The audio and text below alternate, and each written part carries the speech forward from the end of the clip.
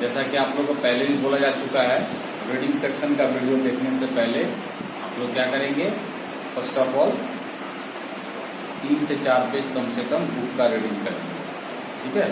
उसके बाद आप लोग क्या करेंगे, रीडिंग सेक्शन का वीडियो देखेंगे, देन फिर से जहाँ तक पढ़ाई हुआ वहाँ तक आपको क्या करना है, रीडिंग करना है और रीडिंग करके समझना है। और लास्ट में जो अभ्यास में प्रश्न रहेगा उसमें देखना है कि वहाँ तक जहाँ तक हम पढ़े उससे आधार पे कितने प्रश्न हैं, उन सभी प्रश्नों का कुछ उत्तर खोजने का, लिखने का प्रयास करना है, ठीक है।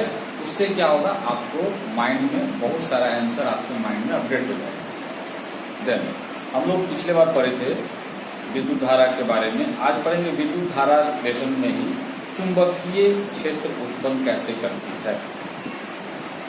1820 में ऑस्ट्रेड नामक वैज्ञानिक ने यह पता लगाया कि जब किसी चालक से विद्युत धारा प्रवाहित की जाती है, चालक मतलब तार से विद्युत धारा प्रवाहित किया जाता है, तब चालक के चारों ओर चुंबकीय क्षेत्र उत्पन्न हो जाती है। यह होता है जिस चालक से मान लो विद्युत धारा प्रवाहित होगा, उस चालक में क्या हो जाएगा, विद्युत धारा के साथ साथ क्या आ जाएगा, चुंबकीय क्षेत्र। ऑस्ट्रेड का प्रयोग, इस प्रयोग में चालक तार AB को उत्तर दक्षिण दिशा में तान दिया जाता है। तार के ठीक नीचे एक चुंबकीय सुई NS रख दी जाती है। जब तार से कोई विद्युत धारा नहीं प्रवाहित होती तब सुई पृथ्वी के चुंबकत्व के कारण उत्तर दक्षिण दिशा में स्थिर रहती है। चित्र 5.4 में सुई की इस स्थिति को बिंदीदार रेखा से दिखाया जाता है। जो चुंबक क्षेत्र होता है उसको कैसे दिखाया जाता है, बिंदीदार रेखा से। देखो छोटा छोटा है, यहाँ पे फिगर में देखोगे 5.4 में, उसमें दिखाया था कि यही क्षेत्र में क्या बन जाता है, चुंबकीय क्षेत्र बन जाता है। फिर जब तार AB में विद्युत धारा प्रवाहित की जाती है तब सुई विक्षेपित होकर लगभग तार के लंबवत हो जाती है। तार से होकर प्रवाहित धारा की दिशा को उलट देने पर भी सुई का विक्षेप तार के लंबवत तो होता ही है, पर इस बार सुई के ध्रुवों की स्थिति पहली बार की स्थिति की अपेक्षा विपरीत रहती है। मतलब अगर हम तार को क्या करें, जो जिधर A के तरफ लगाए थे उसको B के तरफ लगा दें और B के तरफ वाला को A के तरफ लगा देंगे, तो क्या होगा कि हमारा पहले की अपेक्षा सुई का ध्रुव जो है पहली स्थिति की अपेक्षा थोड़ा विपरीत हो जाएगा। जो दक्षिणी ध्रुव में वो उत्तरी ध्रुव हो जाएगा, जो उत्तरी ध्रुव है वो दक्षिणी ध्रुव हो जाएगा। देखो ऐसे घुमा हुआ है, ये उलट के फिर ऐसे हो जाएगा। धारा की दिशा का समान रखते हुए जब तार को क्रमशः सुई के ऊपर और नीचे रखकर प्रयोग कर दोहराया जाता है तो सुई विपरीत दिशा में नीचे गिरेगा। अगर तार को हम बदल देंगे तो क्या होगा, ये नॉर्थ पोल इधर था, अब क्या इधर हो जाएगा, इस साइड हो जाएगा, जैसा कि फिगर में दिया रहा है 5.5 में। ऑस्ट्रेड के प्रयोगों से स्पष्ट किया कि चुंबकीय सुई के विक्षेप की दिशा धारा की दिशा पर तो निर्भर करती है, इसके साथ साथ इस बात पर भी निर्भर करती है कि तार चुंबकीय सुई के ऊपर है या नीचे। तार कहाँ है, चुंबकीय सुई के ऊपर है या नीचे। दीवार के में छिपे धारावाही तार का स्थान निर्धारण चुंबकीय सुई से किया जा सकता है। सुई को दीवार के निकट लाने पर जिस स्थान पर सुई विचलित होता है वहीं पर धारावाही तार छिपा हुआ है, जिसमें धारा जाता है। अगर जैसे किसी का अंडरग्राउंड वायरिंग है तो उस तार के पास अगर जो है, यहाँ बोल रहा है कि अगर सुई जो हमारा चुंबकीय सुई होता है अगर ले जाएंगे तो वह जिधर धारावाही तार रहेगा, जिधर की ओर धारा जा रही है उधर की ओर सुई हमारा नॉर्थ पोल बताएगा, ठीक है। अच्छा, धारावाही सीधे चालक के कारण चुंबकीय क्षेत्र गिरेगा। धारावाही जो सीधा किधर के दिखाएगा, चालक के चुंबकीय क्षेत्र की ओर। निम्नलिखित क्रियाकलाप द्वारा हम किसी धारावाही सीधे चालक या तार के कारण उत्पन्न चुंबकीय क्षेत्र का अध्ययन कर सकते हैं। निम्नलिखित क्रियाकलाप से बहुत सारा क्रियाकलाप ऐसा है जिससे हम लोग धारावाही को सीधे चालक या तार के ऊपर या उसके कारण उत्पन्न चुंबकीय क्षेत्र का अध्ययन करेंगे। देखते हैं यहाँ पे उदाहरण।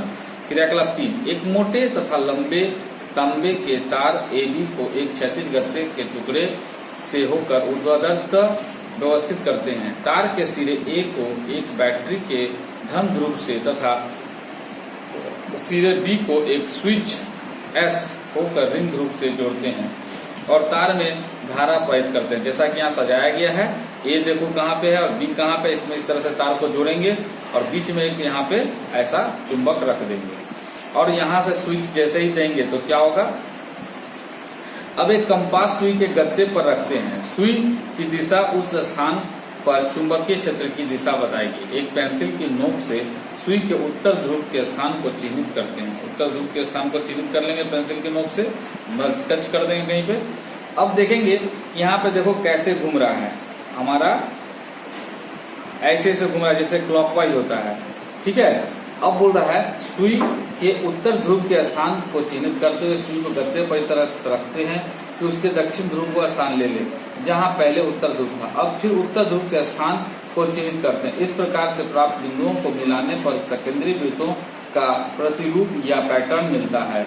अब बैटरी के ध्रुवों से जुड़े चालक तार एबी के सिरों को बदल देते हैं, जिससे अब चालक एबी में धारा विपरीत दिशा में बी से ए की ओर होती है, प्रवाहित होने लगती है। अब कंपास सुई विपरीत दिशा में घूम जाती है। अब हम लोग एबी को नल जोड़कर अब क्या करेंगे, उसको लड़ देंगे, बी से ए कर देंगे तो क्या होगा हमारा, अब सुई जो है एंटी क्लॉकवाइज घूमेगा। मतलब हमारा जो चुंबक का सुई है वो किधर की ओर घूमेगा, एंटी क्लॉकवाइज। जैसे मान लो इसमें अगर हम यहाँ पे ए रखते हैं और यहाँ बी रखते हैं, ठीक है, तार मतलब तार को, तो हमारा क्या होगा, चुंबक की सुई जो है ऐसे ऐसे कर घूमेगा। और जब ए का तार यहाँ लगा देंगे और बी का तार यहाँ लगा देंगे तब हमारा जो चुंबक सुई है ऐसे ऐसे घूमेगा। यही चीज यहाँ बोल रहा है कि एंटी क्लॉकवाइज हो जाएगा। धारा की दिशा और उससे संबंध चुंबकीय क्षेत्र की दिशा की जानकारी मैक्सवेल के दक्षिण हस्त नियम से मिलती है। और यह जो जानकारी हमको कैसे मिला, तो मैक्सवेल का दक्षिण हस्त नियम से, यानी राइट हैंड रूल। मैक्सवेल का दक्षिण हस्त नियम, यदि धारावाही तार को दाएं हाथ की मुट्ठी में इस प्रकार पकड़ा जाए कि अंगूठा धारा की दिशा की ओर संकेत करता हो, तो हाथ की अन्य उंगलियां चुंबकीय क्षेत्र की दिशा व्यक्त करेंगी। अगर मान लो हम लोग ऐसे करके रखते हैं हाथ को, तो क्या होगा यहाँ पे कि यदि धारावाही तार के दाएं हाथ के मुट्ठी में इस प्रकार पकड़ा जाए, जैसे ये पकड़ रहे हैं, इस प्रकार अगर हम पकड़ते हैं तो दाएं हाथ की मुट्ठी में इस प्रकार पकड़ा जाए कि ये अंगूठा धारा की दिशा की ओर संकेत करता है। धारा की दिशा, धारा इधर बह रहा है उसको बता रहा है और बताता है। तो हाथ की अन्य उंगलियां, ये उंगलियां किसको बताएगा, चुंबक के क्षेत्र को, मतलब ये क्लॉकवाइज एंटी क्लॉकवाइज है, इसको बताएगा। धारावाही वृत्ताकार तार के कारण चुंबकीय क्षेत्र रेखाएं तांबे का एक मोटा तार लेकर उसे वृत्ताकार रूप में मोड़ देते हैं। एक गत्ते के टुकड़े को क्षैतिज रूप में से व्यवस्थित करते हैं और गत्ते के टुकड़े में 2 छेद कर उसमें वृत्ताकार तार को इस प्रकार पार करते हैं कि तार का आधा वृत्त गत्ते के ऊपर हो तो और आधा नीचे तार के खुले सिरे को एक बैटरी तथा एक स्विच से जोड़ देते हैं। गत्ते के पूरे टुकड़े पर कुछ लौह चूर्ण छिड़क देते हैं। जैसा कि इसको पकड़ा है उस अनुसार में ये तार को हम लोग जोड़ते हैं। धारावाही तार इधर से करंट जा रहा है ऊपर की ओर, और ये हम लोग यहाँ पे देखेंगे तो चुंबकीय क्षेत्र किस तरफ घूम रहा है, एंटी क्लॉकवाइज। देखो एरो से पता चलता है एंटी क्लॉकवाइज, अगर एरो ऐसे रहेगा तो क्लॉकवाइज हो जाएगा। तो इस प्रकार से हमारा ऐसे भी ये बता रहा है, ऐसे हम लोग इसको मान लो ये धारा यहाँ से ऐसे ऊपर की ओर जा रहा है कहीं, मान लो बॉल में, तो हम ऐसे जब पकड़े तो धारा हमारा क्या बता रहा है, ऐसे तार की ओर जा रहा है। और ये हमारा जैसे घुमा हुआ है, ये वाला ये किधर की ओर घुमा हुआ है, एंटी क्लॉकवाइज। एंटी क्लॉकवाइज मतलब क्या, घड़ी जो घूमता है ऐसे ऐसे टिक टिक टिक टिक टिक टिक टिक टिक टिक टिक टिक टिक ऐसे घूमता है। एंटी मतलब इसका विपरीत, ये धीरे धीरे धीरे धीरे धीरे उल्टा घूमेगा, इसको कहते हैं एंटी क्लॉकवाइज के रूप में घुमा हुआ रहता है। अब बोल रहा है वृत्ताकार तार को इस प्रकार पार करते हैं कि तार का आधा गत्ते के ऊपर हो और आधा नीचे। तार के खुले सिरे को एक बैटरी तथा एक स्विच से जोड़ देते हैं। गत्ते के पूरे टुकड़े पर कुछ लौह चूर्ण छिड़क देते हैं। कुछ लौह चूर्ण अगर छिड़क देंगे, जैसा कि आप देखो पेज नंबर तुम्हारा 172 में 5.8 में दर्शाया गया है, जहां अब स्विच को बंद कर तार में विद्युत धारा प्रवाहित करते हैं। गत्ते के टुकड़े को धीरे धीरे थपथपाते हैं। लौह चूर्ण दोनों तारों के चारों ओर सकेंद्रिक वृत्तों में व्यवस्थित हो जाता है। इनसे वृत्तीय लूप में धारा के कारण चुंबकीय क्षेत्र के पैटर्न का पता चलता है। इससे हमको पता चल जाता है कि इसका लूप में किस तरह से ये चल रहा है। जब धारा गत्ते के भीतर जाती है तथा जहां धारा गत्ते से बाहर आती है, उनके चारों ओर कुछ दूर तक चुंबकीय क्षेत्र रेखाओं का प्रतिरूप वृत्तीय होता है, किंतु धारा के दूर हटने पर क्षेत्र रेखाओं का प्रतिरूप वृत्तीयता से विचलित होता जाता है। धारा के केंद्र पर तथा केंद्र के निकट और उसके दोनों ओर क्षेत्र रेखाओं का प्रतिरूप लगभग सरल रेखीय होता है। और यह जो तुमको दिखता है यहाँ पे, यह जैसा पेज नंबर 5.8 में दिखाया गया है कि किस प्रकार से एक क्षेत्र ए में पहला दिखाया गया है कि जब इसमें करंट दिया गया तो जब लोह का चूर्ण डाला गया तो थोड़ा थपथपाया गया, तो जो हमारा उस तार का जो वृत्ताकार है जो इधर से क्लॉकवाइज जा रहा है और इधर से एंटी क्लॉकवाइज जा रहा है, एक तरफ से क्लॉकवाइज जा रहा है और एक तरफ से एंटी क्लॉकवाइज जा रहा है, तो उसमें जो है दोनों तरफ अलग अलग तरह का लौह चूर्ण का अपना एक को बनता है राउंड, है ना, जैसे कि यहाँ दिखाया गया चित्र में। अब उसी तरह से यहाँ बोला दूसरा में कि कैसे वह जो मतलब उसका जो छोटा रूप यहाँ वृत्त का इसी को बड़ा रूप करके यहाँ दिखा दिया है, ठीक है, बी में। अब है परिनालिका के कारण चुंबकीय क्षेत्र। परिनालिका के कारण जो चुंबकीय क्षेत्र होगा वो देखो, जब एक लंबे विद्युत रोधित चालक तार को सर्पिल रूप में इस प्रकार लपेटा जाए कि तार के फेरे एक दूसरे से अलग परंतु अलग अलग हो, तो इस प्रकार की व्यवस्था को परिनालिका कहते हैं। साधारणतः तार को एक विद्युत रोधी खोखले बेलन पर लपेटा जाता है, जैसा कि आप लोग देखे होंगे यहाँ पे। ये एक मान लो खोखला है, ये अंदर से खोखला है मान लो, तो इसके ऊपर ऐसे से करके तार ऐसे कुंडली रूप में लपेटा जाएगा, एक छोर इधर आएगा और एक छोर इधर आएगा।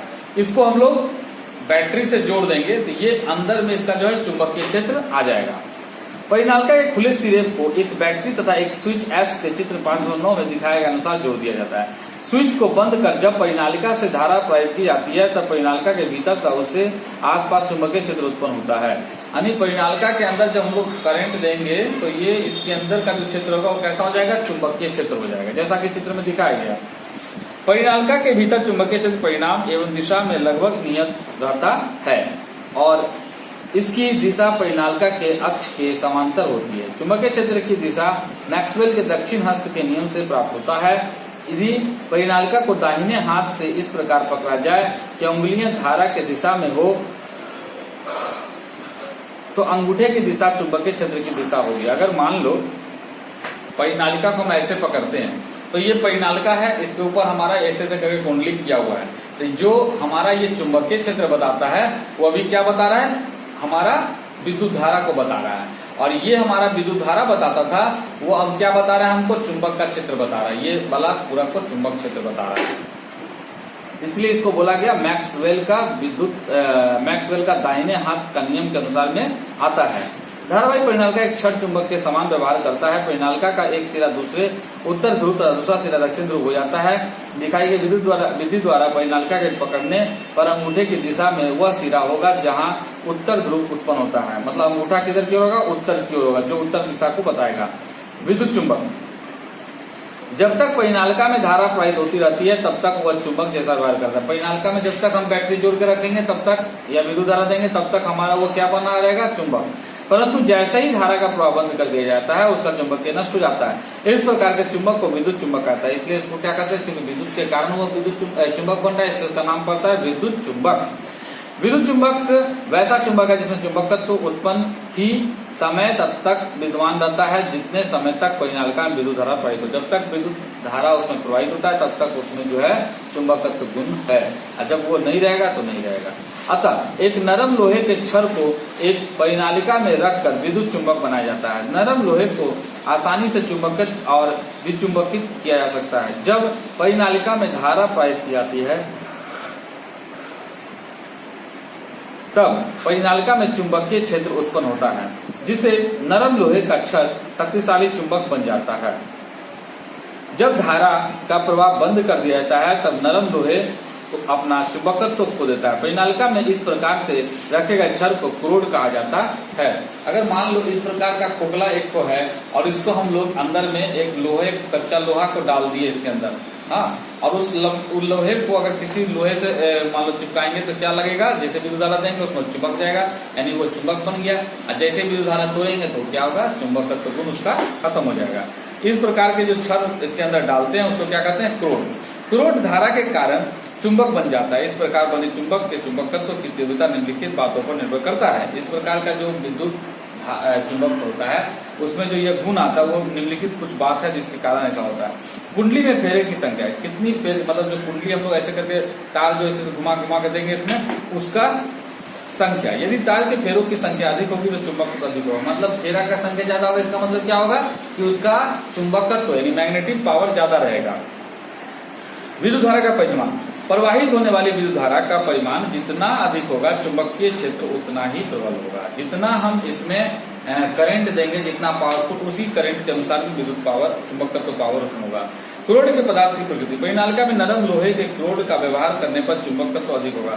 अगर हम नरम लोहे का व्यवहार करेंगे चुंबक गुण ज्यादा आएगा, अगर नरम लोहे का प्रयोग नहीं करेंगे तो चुंबक गुण कम आएगा। कुछ पदार्थ जैसे इस्पात न तो आसानी से चुंबकित हो पाता है और न ही विचुंबकित। अगर एक बार चुंबकित हो गया तो दूसरा बार विचुंबकित नहीं होगा, और एक बार अगर चुंबकित नहीं हुआ तो जल्दी होगा भी नहीं। इसलिए ऐसे पदार्थ का उपयोग विद्युत चुंबक बनाने में नहीं किया जाता। जो जल्दी से नहीं होगा उसको विद्युत चुंबक बनाने में काम नहीं किया जाता। इस्पात का उपयोग स्थायी चुंबक बनाने में किया जाता है, इसलिए इस्पात का उपयोग किस लिए किया जाता है, अस्थायी चुंबक बनाने में। धारावाही चालक पर चुंबकीय क्षेत्र का प्रभाव, हमने देखा कि धारावाही चालक और आसपास के चुंबकीय क्षेत्र उत्पन्न करता है। इस कारण ऐसे क्षेत्र में रखे चुंबक के ध्रुवों पर बल लगता है, और यदि यह चुंबक विक्षेपित होने के लिए स्वतंत्र हो तो वह विक्षेपित हो जाता है। इसी प्रकार यदि एक स्थिर चुंबकीय क्षेत्र में एक धारावाही चालक को रखा जाए तो उस चालक पर बल लगेगा। यदि चालक गति के लिए स्वतंत्र हो तो उसमें गति उत्पन्न होगी। इसे हम निम्नलिखित क्रियाकलाप द्वारा कर सकते हैं। जैसे यहाँ बोला धारावाही चालक का चुंबकीय क्षेत्र का प्रभाव, चुंबक क्षेत्र में जैसा रहेगा उसके अनुसार इसका प्रभाव होगा। देखते हैं क्रियाकलाप 4, लगभग 2 mm व्यास तथा 5 सेंटीमीटर लंबी एल्युमिनियम के एक छड़ AB लेते हैं। ये AB एक छड़ है जो कि एल्युमिनियम का है। रबर या प्लास्टिक के 2 छल्लों तथा 2 पतले कमानियों द्वारा एक स्थिर आधार यानी सपोर्ट से छड़ AB को लटका देते हैं। छड़ AB को लटका देते हैं। अच्छा, और उसके बाद छड़ के दोनों सिरों A और B को एक स्विच S से होकर एक बैटरी से जोड़ देते हैं। और इसको क्या करेंगे, किससे जोड़ेंगे, इसको बैटरी से जोड़ देंगे। देखो यहाँ कमानी द्वारा तोला है, उसके द्वारा इसको जोड़ दिया गया है। ठीक है, अब बोल रहा है अब एक नाल चुंबक यानी NS, देख रहे हो नाल चुंबक जो U आकार का चित्र 5.11 में NS को इस प्रकार व्यवस्थित करते हैं कि उसके दोनों ध्रुवों को मिलाने वाली रेखा क्षैतिज हो तथा छड़ AB को लंबवत हो। जैसे U आकार का है मान लो ऐसे, और इसके अंदर हम ऐसे करके इसको रख देंगे तो ये जो कमानी का तोला द्वारा बंधा हुआ है उसमें क्या गति आएगा वो देखो। स्विच S को बंद कर धारा प्रवाहित करने पर हम देखते हैं कि छड़ नीचे की ओर खिंच जाती है।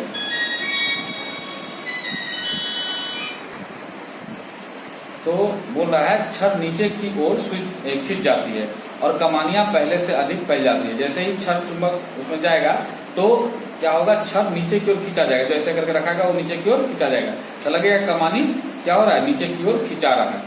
अगर हम इसी बैटरी को अगर मान लो AB जैसे हमारा है बल लगा हुआ और ये चुंबक जो ऐसे लगा हुआ था, नॉर्थ पोल इधर था साउथ पोल इधर था, अब इसको घुमा के क्या करेंगे, नॉर्थ साउथ पोल इधर कर देंगे, नॉर्थ पोल इधर कर देंगे। तब क्या होगा, अब हमको जो कमानी द्वारा तोला से खींचा रहा था अब वो क्या होगा, ऊपर की ओर चला जाएगा। यानी इसमें दिशा बदला, किसका, विद्युत देने से उस छड़ का बदला दिशा। अब बोल रहा है अब चुंबक को हटा लेने पर छड़ AB अपने पहले स्थिति में वापस चला जाता है। इससे स्पष्ट है कि नाल चुंबक NS का चुंबकीय धारावाही चालक छड़ AB पर लगाया जाता है। अब नाल चुंबक NS के ध्रुवों की स्थिति की ओर उलटकर यही क्रियाकलाप दोहराते हैं। इस बार हम देखते हैं कि छड़ AB ऊपर की ओर उठ जाता है, अतः चुंबकीय क्षेत्र की दिशा उलट देने से धारावाही चालक पर लगते हुए बल की दिशा भी उलट जाती है। जैसे ही धारा हम लोग बदलते हैं तो चुंबक का क्षेत्र भी बदल जाता है, बल जो है बदल गया। यही चीज यहाँ पे बोल रहा है। अब यदि बैटरी के ध्रुवों को उलटकर छड़ AB को प्रवाहित होने वाली धारा की दिशा को उलटकर ऊपर के क्रियाकलाप को दोहराएं तो पाएंगे कि बलों की दिशा भी क्रमशः, मतलब अगर जैसे हम चुंबक को उल्टे अगर हम धारा को उलट देंगे तो उसमें भी वही बात होगा।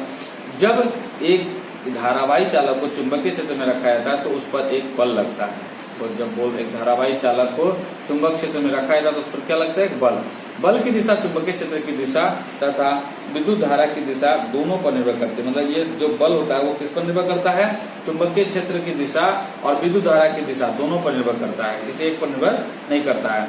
अगले बार हम लोग पढ़ेंगे फ्लेमिंग का बाम हास्त नियम। मतलब आज हम लोग पढ़े मैक्सवेल का दाएं हास्त नियम, उसी तरह हम लोग पढ़ेंगे फ्लेमिंग का बाम हास्त नियम। और अभी आप लोग को बहुत सारा क्वेश्चन आंसर भेजा गया, उसको उतारिए और उसको साथ साथ याद भी कीजिए, प्रारूप का भी याद कीजिए, ठीक है। साथ ही साथ आप लोग का जो क्लासरूम में, गूगल क्लासरूम में जो क्वेश्चन सब दिया जा रहा है वो या पूछा जा रहा है, कुछ लोग बिना पढ़े अटपटा कहीं से पूछ रहे हैं, ऐसा नहीं। आप पहले से वो वीडियो देखिए और जो वीडियो भेजा जा रहा है उस वीडियो देखने के बाद ये देखिए कि हमको यहाँ पे समझ में नहीं आया, उसको अंडरलाइन कीजिए बुक में या नोट द कॉपी, और उसके बाद उसको आप उस समय पूछिए। इससे क्या होगा, टू द पॉइंट आप समझेंगे, है ना। हो सकता है आपको कोई पैसेज ही समझ में नहीं आ रहा, उस पैसेज को समझिए। हो सकता है कोई लाइन या कोई पॉइंट नहीं समझ में, उस लाइन या पॉइंट को समझिए। बहुत लोग इतना कुछ नहीं कर रहे हैं, सिर्फ सर क्लासरूम ले रहे हैं तो क्लासरूम में हम समझ लेते हैं, अपने मन से कुछ पूछ लिए, हो गया, लगा कि सर जी को कि हम पढ़ रहे हैं, ठीक है। जैसे आज आपको स्क्वायर रूट का समझाया गया था, स्क्वायर के बारे में समझाया गया था, आप लोग बहुत कोई क्लास में नहीं आए, ठीक। बहुत कोई तो अभी तक सब्सक्राइब भी नहीं किए हैं, कुछ लोग अब सब्सक्राइब किए हैं, तो सब्सक्राइब करना है, लाइक करना और प्रेजेंट सर लिखना है। इस बार का जो हम लोगों का बने हैं आइडियल स्टूडेंट, वो अटेंडेंस के चलते ही ज्यादा बनी है, अदरवाइज दूसरा कोई और आता, ठीक है। इसलिए अटेंडेंस मस्ट है। और बिना सब्सक्राइब किए हुए आपका, अगर कोई मान लो एक ही वीडियो में, एक ही मोबाइल में 2 आदमी देख रहे हैं, 3 आदमी देख रहे हैं, तो अपने एक ही मोबाइल से वो क्या करेंगे, नाम लिखेंगे और नाम लिखकर प्रेजेंट सर लिखेंगे, ठीक है, ओके। और घर में माँ पिताजी को प्रणाम करना है, प्रत्येक दिन रिस्पेक्ट करना है, गर्म पानी जरूर पीना है कोरोना के चलते, ठीक है। और आप लोग को रीडिंग सेक्शन का जिस तरह समझाया गया उस तरह से वीडियो और रीडिंग करना है, ठीक है, ओके, बाय।